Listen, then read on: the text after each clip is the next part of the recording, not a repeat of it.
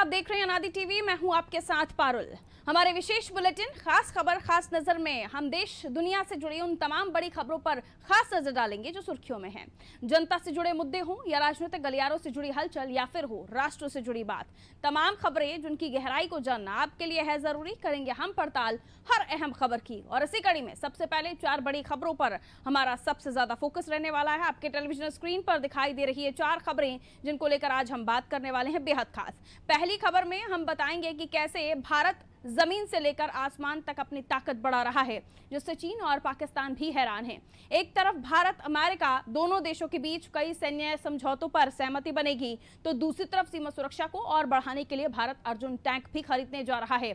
दूसरी खबर उन सभी लोगों के लिए देखना बेहद जरूरी है जिन्होंने कोरोना काल में अपनों को गंवा दिया, क्योंकि केंद्र सरकार अब ऐसे परिवारों को मुआवजा देने जा रही है, जिसके लिए गाइडलाइन भी बन चुकी है। तीसरी खबर में हम बताएंगे कि मध्य प्रदेश में कैसे सत्ता संगठन के कदमताल से विपक्षी दल हैरान हैं। चौथी और आखिरी खबर में हम बात करेंगे बैसाखियों के सहारे कांग्रेस की। जी हां, कांग्रेस को अब प्रदेश में बीजेपी के खिलाफ खड़ा होने के लिए छोटे दलों का सहारा लेना पड़ रहा है।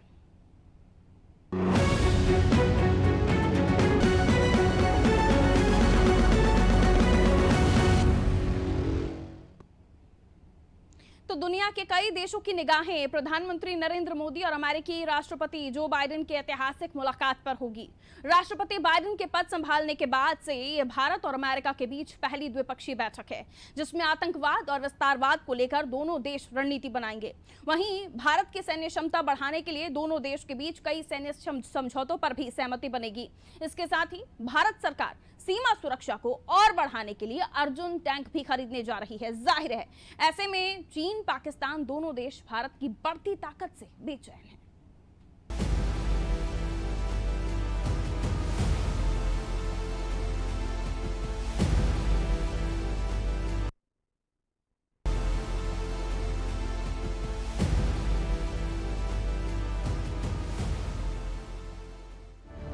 पाकिस्तान ने लांघी सीमा तो खैर नहीं, चीन को भी मिलेगा मुंह तोड़ जवाब। देश की सीमाएं होंगी और ज्यादा सुरक्षित। प्रेडेटर ड्रोन करेगा सरहद की निगरानी, अर्जुन टैंक करेगा दुश्मनों के हौसले पस्त। भारत अपनी सैन्य क्षमता को लगातार बढ़ाते जा रहा है। देश की सुरक्षा के लिए पहले एयरक्राफ्ट डील को फाइनल किया गया, वही सरकार सेना के लिए अब ड्रोन और टैंक खरीदने जा रही है। प्रधानमंत्री नरेंद्र मोदी के अमेरिकी दौरे के दौरान कई सैन्य समझौते होने वाले हैं, इसमें ड्रोन खरीदी भी शामिल है। भारत अपनी सैन्य क्षमता को और अधिक मजबूत करने के सिलसिले में अमेरिका से 30 प्रेडेटर ड्रोन का सौदा कर रहा है। ये सौदा करीब 22,000 करोड़ रुपए का होगा। बाइडेन प्रशासन से भारत को 30 प्रेडेटर ड्रोन की मंजूरी मिल चुकी है। 30 यूएवी में से भारतीय नौसेना, थल सेना और वायु सेना को 10-10 ड्रोन मिलेंगे। ये प्रेडेटर ड्रोन गाइडेड बॉम्ब और मिसाइल से लैस होंगे। इनसे खुफिया मिशन, निगरानी, एयर सपोर्ट और बचाव कार्य समेत कई काम में आसानी होगी। तकनीकी खूबियों से लैस है प्रेडेटर ड्रोन। 9 हार्ड पॉइंट के साथ आता है ये ड्रोन। हवा से जमीन पर मार करने वाली मिसाइलों से लैस, सेंसर और लेजर निर्देशित बम भी ले जाने में सक्षम। 50,000 फीट के सरफेस पर ऑपरेट होते हैं ये ड्रोन। करीब 27 घंटे तक उड़ान भर सकता है ये मिलिट्री ड्रोन। खुफिया मिशन, निगरानी, एयर सपोर्ट में मिलेगा लाभ। बचाव कार्य समेत कई काम में होगी आसानी। इसके साथ ही सेना की लड़ाकू क्षमताओं में इजाफे के लिए रक्षा मंत्रालय लगातार सक्रिय है। मंत्रालय ने इसी क्रम में 118 अर्जुन MK-1A युद्ध टैंक बनाने का ऑर्डर दिया है। चेन्नई स्थित हेवी व्हीकल फैक्ट्री अवधि को इन टैंकों को बनाने के लिए 7,523 करोड़ रुपए दिए गए हैं। रक्षा मंत्रालय के मुताबिक इस डील से रक्षा के क्षेत्र में मेक इन इंडिया की पहल को बढ़ावा मिलेगा। ये आत्मनिर्भर भारत की दिशा में एक बड़ा कदम है। MK-1A अर्जुन टैंक का नया संस्करण है। इसमें 72 नई सुविधाओं के साथ साथ और अधिक स्वदेशी उपकरणों के साथ बनाया गया है। इसमें फायर पावर, गतिशीलता समेत कई आंतरिक फीचर हैं। ये टैंक दिन और रात के दौरान सटीक लक्ष्य निर्धारित करने में सक्षम है। ये सभी इलाकों में आसानी से जा सकता है। इसे रक्षा अनुसंधान एवं विकास संगठन यानी DRDO ने डिजाइन और विकसित किया है। अर्जुन टैंक के इस नए दस्ते को पाकिस्तान के साथ लगी सीमा पर तैनात करने की योजना है। स्वदेशी अर्जुन MK-1A में 54% भारतीय उपकरण पूरी तरह से स्वदेशी है। अर्जुन MK-1A की डिजाइन इसके 54.3% पार्ट ही भारत में बने हुए हैं। अर्जुन MK-1 का अपग्रेडेड वर्जन है अर्जुन MK-1A। भारतीय सेना में अर्जुन MK-2 भी पहले से ही तैनात। टैंक में लगाया गया है अत्याधुनिक ट्रांसमिशन सिस्टम, जिससे टैंक के अंदर बैठा गनर सीधे कंट्रोल सेंटर से जुड़ सकेगा। दुश्मन के हमलों को झेलने में सक्षम है अर्जुन टैंक। टैंक के बाहरी हिस्से में लगे हुए हैं रिएक्टिव आर्मर, जो मिसाइल या रॉकेट को अपने ऊपर झेल सकते हैं। विस्फोटकों से लैस है ये रिएक्टिव आर्मर। दुश्मन की मिसाइल टकराते ही होगा विस्फोट। टैंक को नुकसान नहीं पहुंचा पाएगा दुश्मन की मिसाइल या रॉकेट। रासायनिक हमलों से बचने के लिए भी लगे हुए हैं सेंसर। टैंक में लगी है स्वदेशी 120 mm कैलिबर की गन। टैंक पे लगा है कंप्यूटर ऑपरेटेड फायर सिस्टम। दिन रात दोनों समय प्रभावी ढंग से काम कर सकता है टैंक। भारतीय सेना के बेड़े में पहले से ही 124 अर्जुन टैंक शामिल हैं।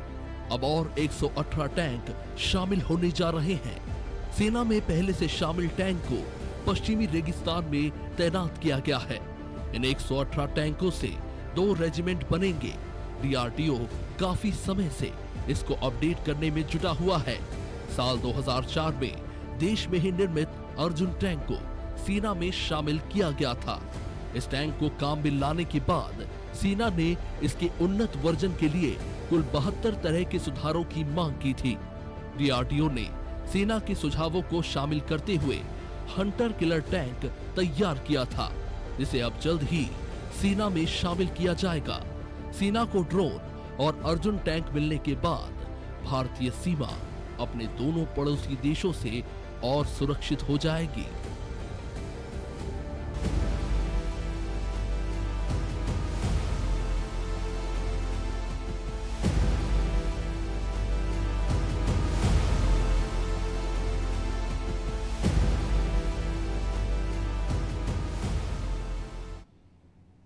तो जमीन से आसमान तक दिखेगा भारत का दम, क्योंकि देश खरीदने जा रहा है अर्जुन टैंक और इसको लेकर अमेरिका में बातचीत भी चल रही है। चलिए आगे बढ़ते हैं। ये खबर उन लोगों के लिए ज्यादा खास है जिन्होंने कोरोना काल में अपनों को गंवा दिया। दरअसल सुप्रीम कोर्ट के आदेश के बाद अब केंद्र सरकार ने फैसला लिया है कि कोरोना से मरने वाले लोगों के परिजनों को मुआवजा दिया जाएगा। मुआवजा कितना दिया जाएगा, इसकी गाइडलाइन क्या होगी और इसके लिए आवेदन करने की प्रोसेस क्या होगी, ये सब जानने के लिए आपको ये रिपोर्ट देखनी चाहिए।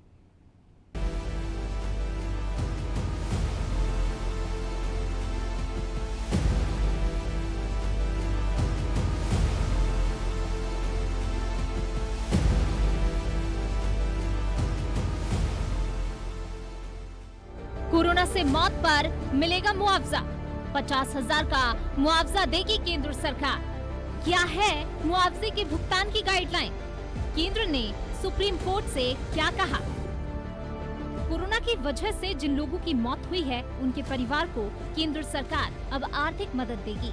केंद्र ने बुधवार को सुप्रीम कोर्ट में बताया कि कोरोना से मौत पर परिवार को 50,000 रुपए का मुआवजा दिया जाएगा। इसके लिए कोरोना से मौत का सर्टिफिकेट दिखाना अनिवार्य होगा। ये राशि जिला आपदा प्रबंधन अथॉरिटी यानी DDMA की तरफ से जारी की जाएगी। कुछ दिन पहले ही सरकार ने कोरोना से मौत की परिभाषा भी तय की थी। सुप्रीम कोर्ट ने ही NDMA को कोरोना से मौत होने पर मुआवजे के भुगतान के लिए गाइडलाइन बनाने को कहा था। आइए अब समझते हैं सरकार ने क्या ऐलान किया है, आपको राशि कैसे मिलेगी, आवेदन करने की प्रोसेस क्या होगी और किसे माना जाएगा कोरोना से मौत।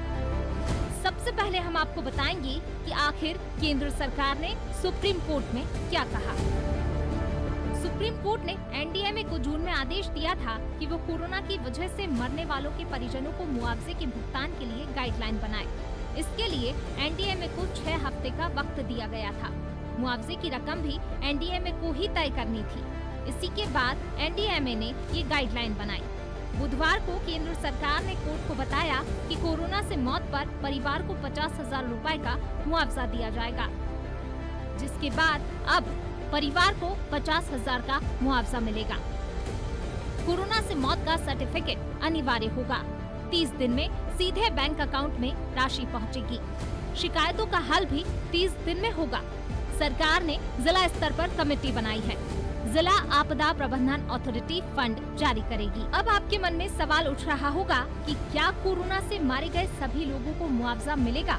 तो जवाब है नहीं। मुआवजे के लिए कोरोना से हुई मौत का मृत्यु प्रमाण पत्र जरूरी है। सरकार ने हाल ही में कोरोना से जान गंवाने वालों के मृत्यु प्रमाण पत्र जारी करने की गाइडलाइन तैयार की है। इसके मुताबिक सबसे पहले कोरोना की पुष्टि होना जरूरी है। उन मामलों को ही कोरोना केस माना जाएगा जिनमें मरीज को अस्पताल में भर्ती होने के दौरान या घर पर ही RT-PCR test, molecular test, rapid antigen test या क्लिनिकल जांच के जरिए कोरोना पॉजिटिव घोषित किया गया हो। उन मामलों में मौत को कोरोना से हुई मौत माना जाएगा जिनमें कोरोना ठीक नहीं हुआ हो और जिसकी वजह से घर या अस्पताल में मरीज की मौत हो जाए। इसके साथ ही जन्म और मृत्यु को रजिस्टर करने वाली अथॉरिटी की तरफ से जन्म मृत्यु पंजीकरण एक्ट 1969 के तहत medical certificate of cause of death जारी किया गया हो। ऐसे मामलों में भी कोरोना से मृत्यु मानी जाएगी जिनमें कोरोना पॉजिटिव आने के 30 दिन के भीतर अस्पताल या घर पर मृत्यु हुई हो। कोरोना पॉजिटिव होने के बावजूद जहर देने, आत्महत्या, हत्या या हादसा आदि से होने वाली मौत को कोरोना से मृत्यु नहीं माना जाएगा। कुछ दिन पहले ही सरकार ने कोरोना से मौत की परिभाषा भी तय की थी, जिसके मुताबिक RT-PCR, मॉलिक्यूलर, रैपिड एंटीजन या क्लिनिक जांच में कोरोना रिपोर्ट पॉजिटिव आई हो। पॉजिटिव आने के 30 दिन के भीतर घर या अस्पताल में मौत हो गई हो। पॉजिटिव रिपोर्ट के बावजूद जहर देने, आत्महत्या, हत्या या हादसे से होने वाली मौत कोरोना से मौत नहीं मानी जाएगी। अब ये भी समझ लीजिए कि कोरोना से मौत के बाद मुआवजा किसे मिलेगा।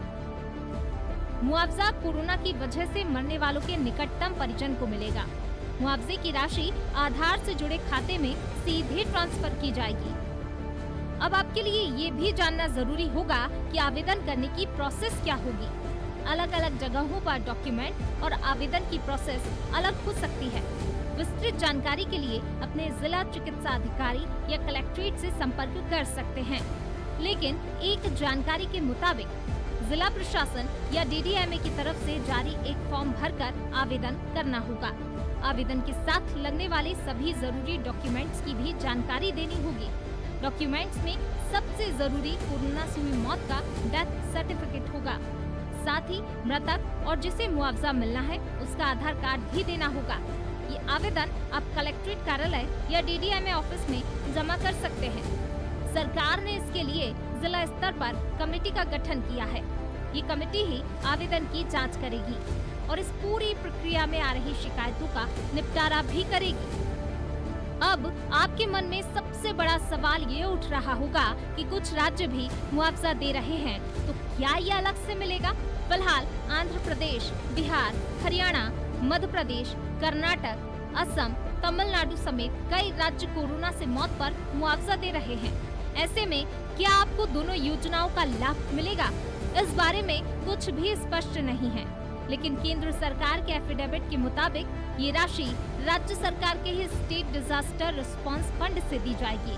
इस वजह से माना जा रहा है कि राज्य दो में से कोई एक राशि ही मुआवजे के तौर पर दे सकते हैं। केंद्र सरकार ने मुआवजे की केवल घोषणा की है। राज्यों में इसको लेकर केंद्र सरकार की तरफ से कोई गाइडलाइन नहीं आई है। गाइडलाइन आने के बाद ही पता चलेगा कि कैसे इसका इम्प्लीमेंटेशन किया जाएगा। केंद्र सरकार के इस कदम पर केरल और राजस्थान विरोध भी जता चुके हैं। राज्यों का कहना है कि केंद्र सरकार राज्यों को इसके लिए अलग से फंड दे। फिलहाल जो व्यवस्था की गई है उसमें फंड राज्यों के पास से ही जाना है। माना जा रहा है कि इससे राज्य सरकारों पर 2000 करोड़ से भी ज्यादा का आर्थिक बोझ पड़ेगा। ब्यूरो रिपोर्ट, अनादि टीवी।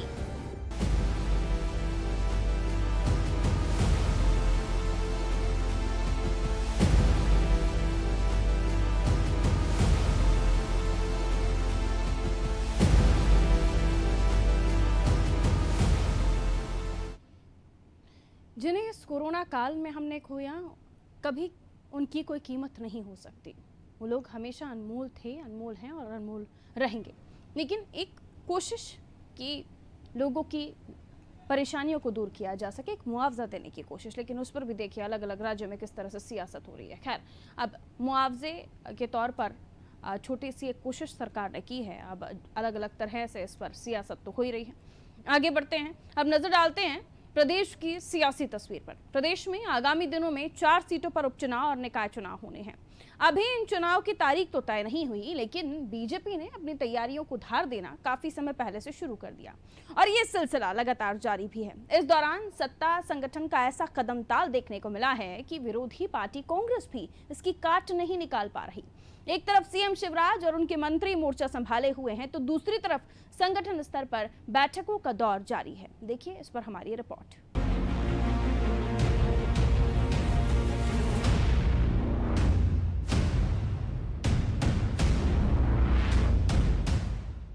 मध्य प्रदेश में 1 लोकसभा और 3 विधानसभा सीटों पर उपचुनाव होने वाले हैं। ये उपचुनाव सियासी तौर पर अहम तो नहीं है, लेकिन मिशन 2023 के हिसाब से बीजेपी कांग्रेस दोनों दलों के लिए ये उपचुनाव साख का सवाल है। यही कारण है कि भाजपा और उसकी सरकार ने अभी से कदमताल तेज कर दी है। सीएम शिवराज और वीडी शर्मा तो मोर्चा संभाले हुए हैं, साथ में प्रदेश प्रभारी मुरलीधर राव और राष्ट्रीय सह संगठन महामंत्री शिव प्रकाश का भी पूरा फोकस है। सीएम शिवराज लगातार उपचुनाव वाले क्षेत्रों में पहुंचकर सौगातों पर सौगातें दे रहे हैं, तो संगठन स्तर पर भी बैठकों का दौर जारी है। बीते दिनों भी प्रदेश प्रभारी मुरलीधर राव ने रैगांव और पृथ्वीपुर में बूथ स्तर तक के कार्यकर्ताओं की बैठक ली। ये पहला मौका था जब प्रदेश प्रभारी को बूथ लेवल पर बैठक लेनी पड़ी। बैठक में पार्टी की कमियों को दूर करने और सरकारी योजनाओं का क्रियान्वयन को लेकर बातचीत हुई। वहीं अब राजधानी भोपाल में मुख्यमंत्री शिवराज सिंह चौहान ने गुरुवार को अपने निवास कार्यालय में कोर ग्रुप की बैठक बुलाई, जिसमें उपचुनाव को लेकर तो चर्चा हुई है, साथ में करीब 1.5 साल से रुकी निगम मंडलों की नियुक्तियों को लेकर भी चर्चा की गई है। बैठक में राष्ट्रीय सह संगठन महामंत्री शिव प्रकाश मौजूद रहे, जिसमें प्रदेश प्रभारी मुरलीधर राव, केंद्रीय कृषि मंत्री नरेंद्र सिंह तोमर, मुख्यमंत्री शिवराज सिंह चौहान, प्रदेश अध्यक्ष वीडी शर्मा, प्रदेश संगठन महामंत्री सुहास भगत के अलावा कोर ग्रुप के सदस्य कैलाश विजयवर्गीय और गृह मंत्री नरोत्तम मिश्रा भी मौजूद रहे। सूत्रों की माने तो बैठक में ओबीसी, अनुसूचित जाति और अनुसूचित जनजाति के नेताओं की सत्ता और संगठन में सक्रियता बढ़ाने को लेकर भी चर्चा हुई है। इसके साथ ही बैठक में उपचुनाव वाली सीटों के लिए तय किए प्रभारियों और मंत्रियों को भी बुलाया गया था। आइए आपको सुनवाते हैं कोर ग्रुप की बैठक को लेकर क्या कहना है बीजेपी नेताओं का। भारतीय जनता पार्टी मजबूत हो रही है, संगठन पर्व है, कुशाभाऊ ठाकरे जी की जन्मशती का वर्ष है, इसलिए सरकार का लगातार जनता के बीच में कार्यक्रम आयोजन, योजनाओं का क्रियान्वयन और भारतीय जनता पार्टी के संगठन बूथ लेवल तक की इकाई मजबूत, स्वावलंबी मंडल, सक्षम नगर केंद्र, ग्राम केंद्र और सक्रिय बूथ, यही तो हमारा ध्येय और लक्ष्य संगठन पर्व में। उसको लेकर बैठक भी होंगी, उसको लेकर कार्यक्रम भी होंगे, उसको लेकर वर्कशॉप भी होगी। मंडल में नियुक्ति का अधिकार संवैधानिक तौर पर विवेकाधिकार माननीय मुख्यमंत्री जी को है। माननीय मुख्यमंत्री जी जब उचित समझते हैं वो निर्णय लेते हैं और मुझे लगता है कि निर्णय लेने की, करने की, घोषित करने की प्रक्रिया भी जारी है। पार्टी सूत्रों ने बताया कि निगम मंडलों में राजनीतिक नियुक्तियां 1.5 साल से रुकी हुई हैं। इस बैठक में नाम फाइनल किए गए हैं, जिसकी घोषणा केंद्रीय नेतृत्व की स्वीकृति मिलने के बाद होगी।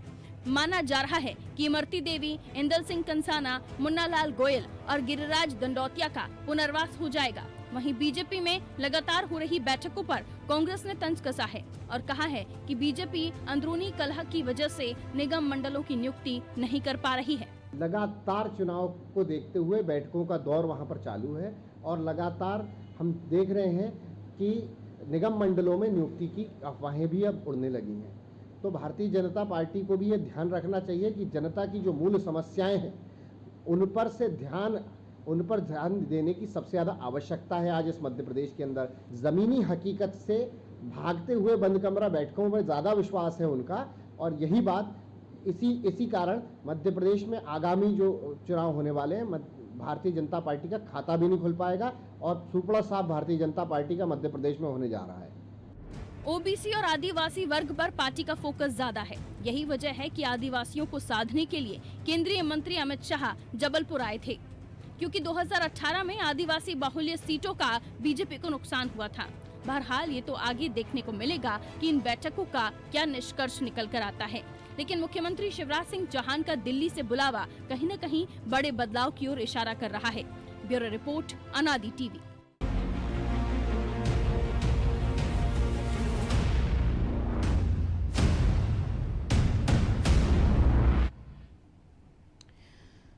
तो सलाह है राजनीतिक पंडितों की कांग्रेस को कि यूं ही आरोपों से जीत का ख्वाब ना देखिए। जैसे तैयारियां होती हैं धरातल पे वैसे कीजिए। बीजेपी तो अपनी कोर कमेटियों के साथ बैठक कर रही है, बंद कमरे में बैठक कर रही है, फ्लोर पर दिखाई दे रही है, जनता के बीच दिखाई दे रही है, लेकिन कांग्रेस आगे बढ़ते हैं।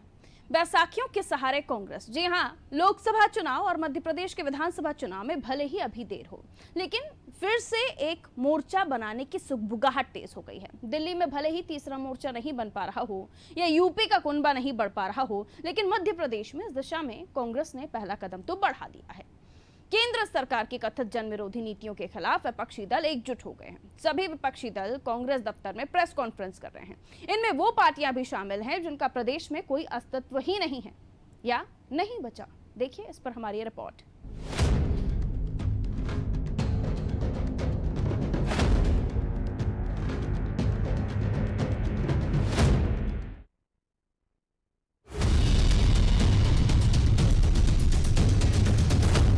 केंद्र की मोदी सरकार की जन विरोधी नीतियों के खिलाफ विपक्षी दल मध्य प्रदेश में एकजुट होते नजर आ रहे हैं। सभी विपक्षी पार्टियां पूरे देश में मोदी सरकार के खिलाफ 20 सितंबर से 30 सितंबर तक अलग अलग इलाकों में प्रदर्शन करने का ऐलान किया है। मध्य प्रदेश की राजधानी भोपाल स्थित पीसीसी कार्यालय में भी एक प्रेस कॉन्फ्रेंस का आयोजन किया गया, जिसमें कांग्रेस, सीपीआई, सीपीएम, सपा और एनसीपी के नेता एक मंच पर आकर मोदी सरकार की जन विरोधी नीतियों के खिलाफ लड़ाई लड़ने की हुंकार भरी। प्रेस कॉन्फ्रेंस में बताया गया कि 25 सितंबर दिन रविवार को दोपहर 12 बजे नीलम पार्क में पूरा विपक्ष धरना देगा। इस दौरान बेरोजगारी, कोरोना, अर्थव्यवस्था, निजीकरण, दलित, आदिवासियों पर अत्याचार के खिलाफ प्रदर्शन करेंगे। वहीं 27 सितंबर को आधे दिन का बंद रखा जाएगा। इस प्रदर्शन में देश के 19 दल संयुक्त मोर्चा में मोदी सरकार के खिलाफ सड़क पर उतरेंगे। भारतीय जनता पार्टी को भी ये ध्यान रखना चाहिए कि जनता की जो मूल समस्याएं हैं उन पर ध्यान देने की सबसे ज़्यादा आवश्यकता है आज इस मध्य प्रदेश के अंदर। चाहे वो महंगाई की बात करें, बेरोजगारी की बात करें, लगातार जो माताओं बहनों के साथ अत्याचार जो बढ़ रहा है इस मध्य प्रदेश के अंदर, कानून व्यवस्था ध्वस्त है। मध्य प्रदेश की भारतीय जनता पार्टी ज़मीनी हकीकत से भागते हुए बंद कमरा बैठकों में ज़्यादा विश्वास है उनका, और यही बात इसी कारण मध्य प्रदेश में आगामी जो चुनाव होने वाले हैं भारतीय जनता पार्टी का खाता भी नहीं खुल पाएगा, और सुपड़ा साफ भारतीय जनता पार्टी का मध्य प्रदेश में होने जा रहा है। मोदी सरकार की नीतियों के खिलाफ जहां कांग्रेस समेत विपक्षी दल मध्य प्रदेश में भी प्रदर्शन करने की तैयारी में हैं, तो वहीं बीजेपी ने विपक्ष के प्रदर्शन पर तंज कसा है। कांग्रेस को जो करना है वो करे, कांग्रेस की मर्जी। कांग्रेस के नेता प्रतिपक्ष, कांग्रेस के प्रदेश कांग्रेस के अध्यक्ष कहाँ हैं? नदारद हैं। जब कांग्रेस का नेतृत्व करने वाला कांग्रेस में नहीं है, मध्य प्रदेश में नहीं है, तो बाकी सब ढकोसला है। इसका कोई अर्थ नहीं, कोई मतलब नहीं। कांग्रेस कितनी एकजुट है वो आप लोग ही खबर दिखाते हो कि कांग्रेस में तमाम रूठे हुए लोग हैं। कोई भाजपा में आने की जुगाड़ में है, तो कोई रूठा हुआ घर पर बैठा हुआ है। तो कांग्रेस तो गोटों में बटी पार्टी है, और यही कारण है कि अभी तक नेता प्रतिपक्ष और पीसीसी अध्यक्ष दोनों पदों पर कमलनाथ जी बने हुए हैं। ये विपक्ष का नकारापन और निकम्मापन है कि कांग्रेस विपक्ष के नाते प्रिंसिपल अपोजिशन की भूमिका निभाने में जनता के द्वारा नकार दी गई। नेता प्रतिपक्ष बनाने लायक भी संख्या नहीं जोड़ पाई, और विपक्ष के बाकी दलों की जो बात करते हैं, कांग्रेस मध्य प्रदेश में अब इतनी सक्षम नहीं है कि उनको बाकी दलों का सहारा लेकर धरना प्रदर्शन आंदोलन करना पड़ रहा है। और देश में भी कांग्रेस सत्ता लायक तो बची ही नहीं, अब विपक्ष के लायक भी अपनी भूमिका निभाने के लिए दूसरे दलों का सहारा लेना पड़ रहा है। सवाल यही कि आखिर कांग्रेस मध्य प्रदेश में जिन दलों के साथ कांग्रेस ने पीसी की, उनका वजूद क्या है? पिछले लंबे अरसे से उनका वोट प्रतिशत 2 अंकों में नहीं पहुंचा है, न ही उनका कोई जनप्रतिनिधि चुना जा रहा है। फिर क्या विधानसभा चुनाव में पार्टी इनके साथ गठबंधन करेगी, कोई सीट छोड़ेगी? इसके साथ ही जिस बसपा और सपा का जनाधार है। ब्यूरो रिपोर्ट, अनादि टीवी।